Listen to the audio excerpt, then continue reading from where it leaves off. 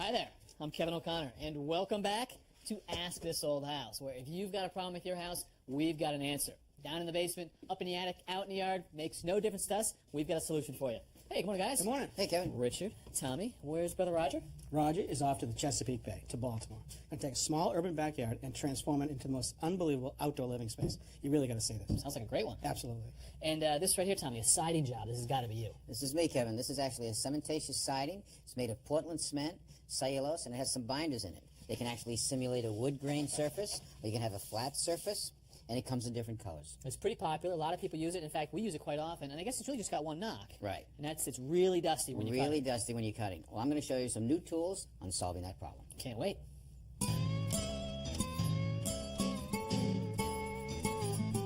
Today we're out on the road in Baltimore, Maryland, known for its beautiful inner harbor, blocks and blocks of historic row houses, and the famous Maryland crab cake. Delicious. Today we're in the Hamden neighborhood of Baltimore, next to Johns Hopkins University.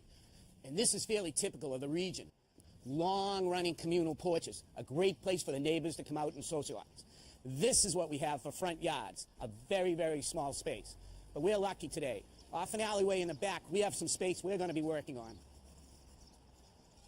Good morning. Good morning, Roger. Good morning, Roger. How you doing today? Good. This is a nice little space you have out here. Oh, thank you very much. Yeah, this is where we like to do the entertaining. Got a grill, get some food going, and then when that's all set, then grab out a chair here, maybe two if there's room, and set up a table and enjoy some space. Kind of tight, huh? It is kind of tight. Indeed, standing room only. That's the thing about a small area like this. Every square inch is important. That's why I'm looking at this raised bed. This is taking up a lot of usable space. Maybe we could pop this out and create a patio, a sitting area over here. A place where we can both sit down? At the same time. At the same time? Yeah. And look here, you got some grass growing on this side. It's not doing very well over here. Well, it does get sun later in the afternoon on this side, so that's good. We could take and remove all this grass, prep the soil right, fertilize it, and give you a nice green area with some sod. And you think it'll grow okay? Oh, it will with that sun. Now, with this fence coming around, we could use that as a backdrop for some really nice plants. But Roger, our neighbor's tree here is growing, and it's kind of buckling this midsection of the fence. As a matter of fact, this post has been totally dislodged from its footing. I think before we do any of our nice plants, we ought to fix this fence first. Let me show you what's going on the other side of the fence. Okay. What's happening is the tree base is pushing against your fence. So what I want to do is cut the fence so it fits around the base of the tree. So I'm going to take and mark the fence where I want to cut it. We're going to start here. We're going to trace a line right down where I want to make my cut with my reciprocating saw. And I'm just going to take the saw.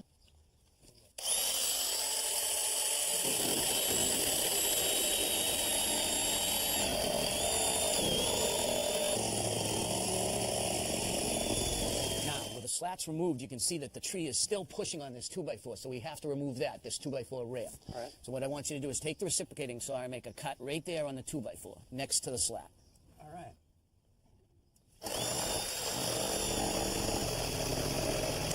Okay, and do the same thing over here. All right. Good. Now we can reset the fence. Josie, this post is completely broken off at the bottom, so take your hammer, put it behind it and pry it right off, and we'll put a new one in. You got it? Okay, go up to the next one.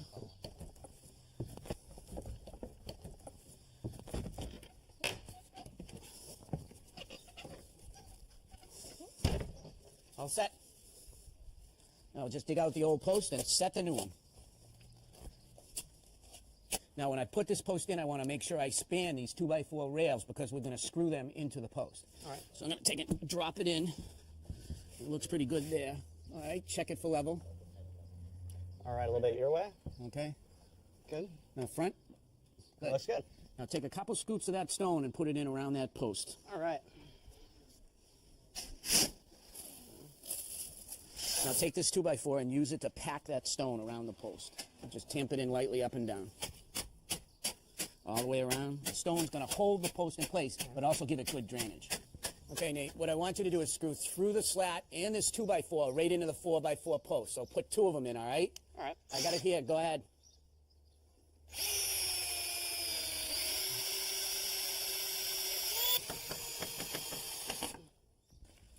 Shows you the post is all set. The fence is good and solid. Let's get started working on the yard.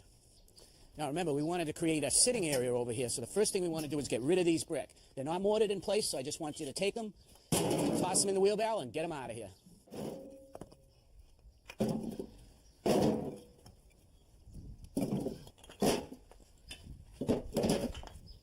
Now with the brick gone, I'm going to use this transplanting shovel to pop these daylilies out, and hopefully we'll use them in our planting later. Now if you just take this, put it right in the wheelbarrow, we'll put them outside and store them.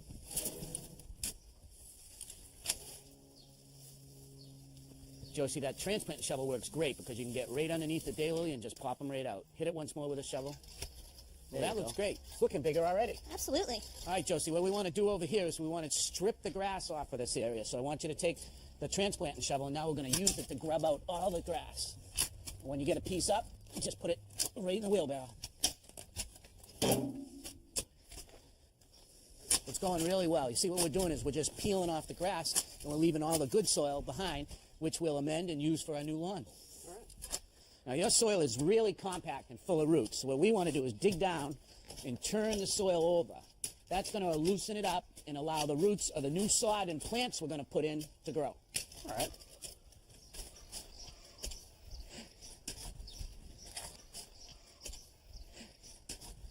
All right, now it's time to amend the soil. We're going to add an inch or two of this local compost, spread it right over the top.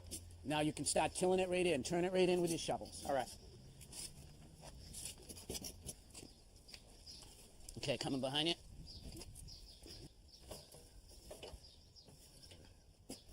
With that raised bed gone, we have a proper seating area where we could put a table and chairs. And to make that seating area, we're going to use this pea gravel. It's going to be a good surface. But in order to accommodate that surface, I had to dig down 2 or 3 inches deep. And when I did, I found this drain pipe running through, so we're going to have to be careful of that. But before we do anything, we're going to take and put some fabric in here. And that fabric is going to separate the stone from the dirt underneath so it doesn't turn all in the mud. So grab that, spread it out. All right, take it all the way to the edge. You got it good? Come down to me a little bit. Yep. All right, grab me that piece of steel edging behind you. All right. And we're going to lay this down. You can see I cut a notch in the steel edging so it'll fit right down over the pipe. So I'm just going to unfold the fabric, and we'll set the steel edging down in place. How's it look down there? Good? Mm-hmm. And what is the steel edging going to do for us? It's going to keep all the stone on the patio where we want it. All right, now if you take one of those stakes and put it in this slot, drive it right down through, it'll hold the steel and our fabric too.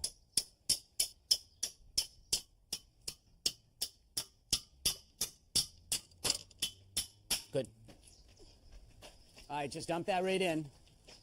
Stay on the walk. Stay on the walk. There you go. All right, Josie, just spread it out. Just 2 to 3 inches thick. He'll bring you some more, and then we'll spread the rest. Good.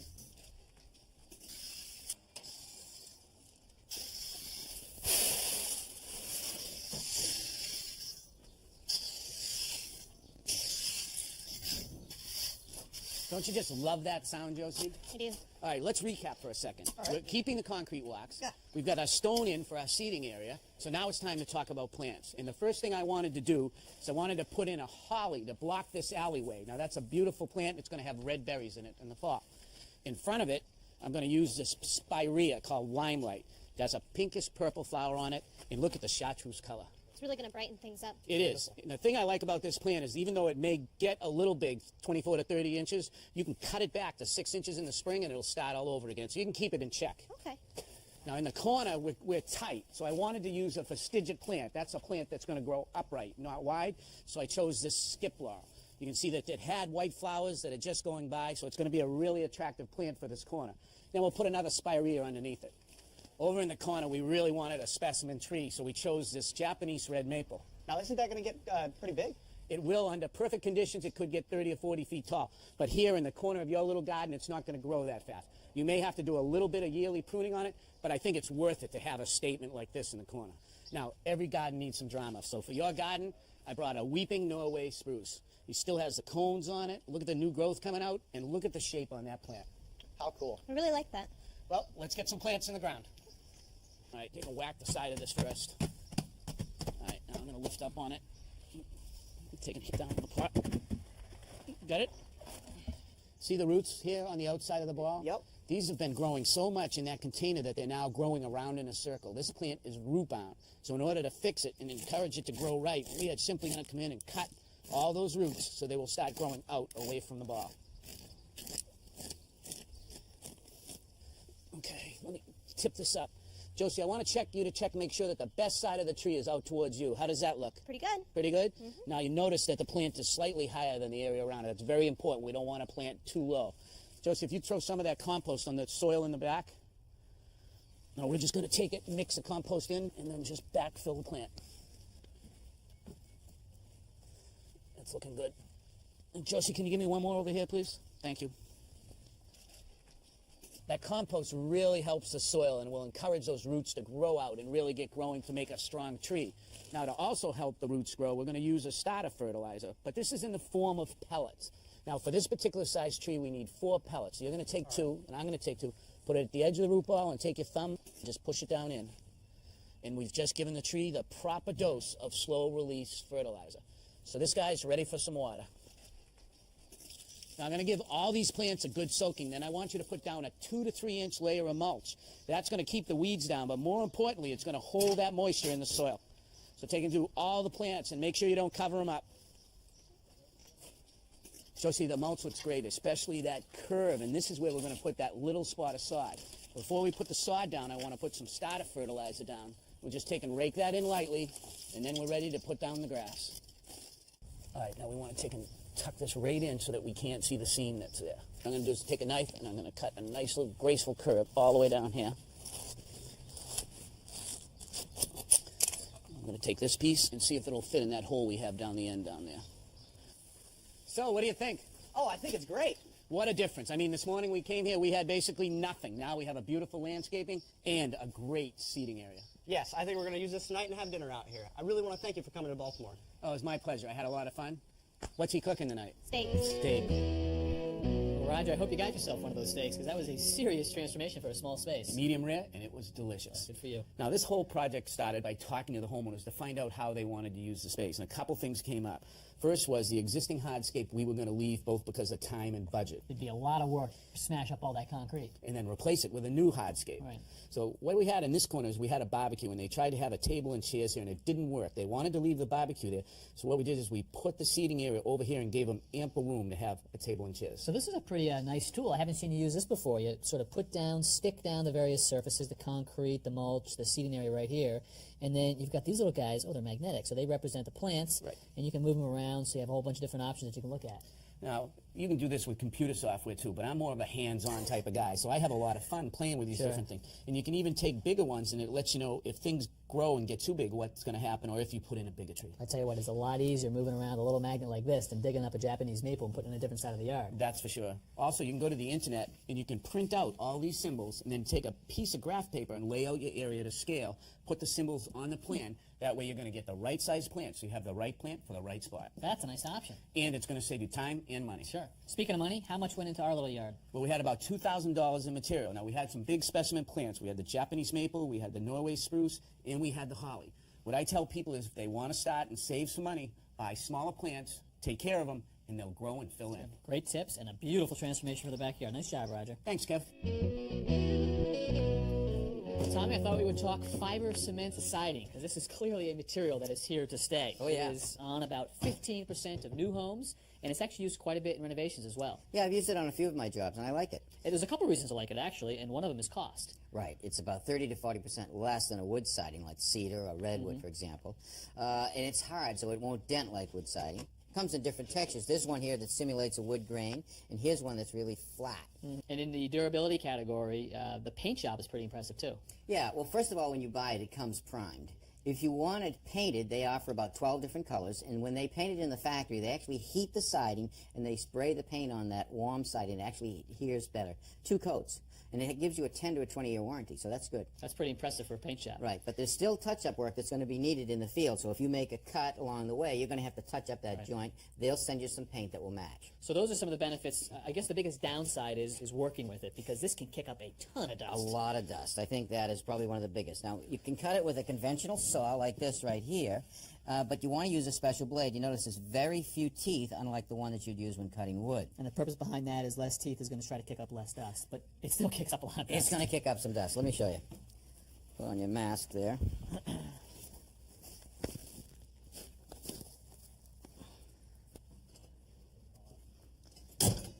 Now I'll just follow with my straight edge and get ready for this.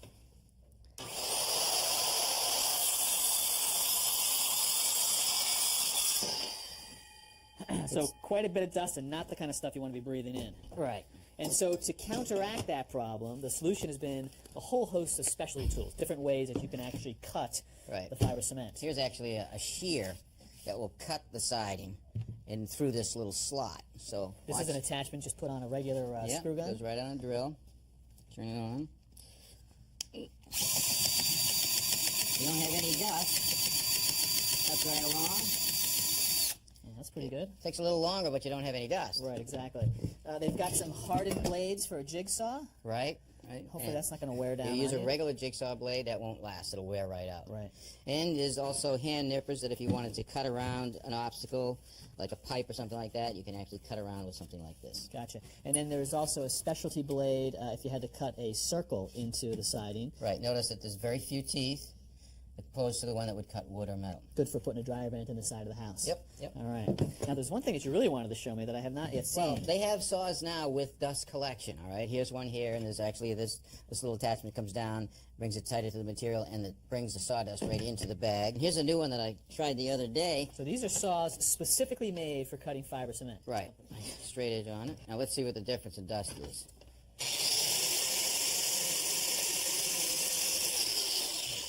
Almost dustless. Almost. It makes a big difference. If you're doing a whole house or an addition, you don't have all that dust flying around. So let's talk about how this is working, because it's actually not a vacuum. It starts with a 5-gallon bucket that you've got right here, and then you put this hood on it. Right, and what they have is a worm drive saw right here. There's a gear in here that turns the blade with a worm gear. But on the back of the saw, they've applied a little fan. When the saw is on, it turns this fan right here, and it sucks the dust in through the hose and into the bucket. That's going to be pretty handy, especially if you're up on the second floor working off a scaffolding and such. All right, so that's cutting. Let's talk about installation. Okay, well, it installs a lot like wood, but there are a few different changes. When you're installing the siding, you want to make sure that there's a seam or a joint open so that you can install caulking into this joint. I like to back caulk first and then apply another bead of caulking afterwards to really make that a watertight joint. And that's to allow for expansion and contraction. Expansion and contraction of the siding and the trim. And you want to make sure you use your splines at all the joints. You want to make sure that the spline sits on top of the previous piece that you're putting so that if water should migrate into this joint, it will run out. I gotcha. Again, you want to make sure you back caulk it. And what about nails, Tommy? Any special nails that we have to think about? Well, yeah, this nail's a little bit different. They're stainless steel nails with a ring shank, or you can use a hot dip roofing nail. Okay. Now, unlike wood siding would be nailed on the face, so we'd see the nail. This is a siding that needs to get hung from the top. You don't want to nail it on the face. They don't want to penetrate it or damage it. And they don't want you to see the nails. Right. Now, if you're nailing into a good thick sheathing, like if you're living in an old house and you have 3/4 inch boards or you're using 3/4 inch plywood to sheathe your walls, then you can nail it randomly in the field. But if you're going to use a 7/16 or a 1/2 inch OSB, then you have to nail it into some structure. Okay, so let's install one piece. I know we've got one cut. Now, I'm not going to back caulk this piece because obviously this is only a pretend wall. Right, but if we were going to do this for real, you would put a bead of caulk right here. And you would First. also put a bead of caulk over on this end. And if we had gotten the pre-painted siding, we could also get from the manufacturer a caulk to match the same color. That's right. Okay. Now, if I nail this, I'm going to use this hot dip galvanized nail. I'm going to nail it into the stud. Keep my space there. Take it to you just a little. I want that space. Okay, right there. That's good. Now, I want to drive the nail in right flush. I don't want to penetrate that surface. And if you're going to use a nail gun, then you can use these stainless ring shank nails. Boy, that gun speeds up the process. The beauty of that gun is you can actually set the depth of it or control the depth of the nail so you don't damage the siding. All right, well, a pretty good alternative to real wood siding. You can see why so many people want to use it. I agree. All right, Tommy, some great lessons and a great transformation from Roger Cook. If you got a problem about your house, we'd love to hear from you, so send us a letter or an email. And until next time, I'm Kevin O'Connor And I'm Tom Silva. for Ask This Old House. So what's Roger, fishing? No, he went crabbing. Actually, he caught a crab cake. Crab cake? Pre-cooked. Whoa! If you have a question about your house or a home improvement tip you'd like to share, please let us know. Visit our website at pbs.org for expert advice, step-by-step videos, and much more.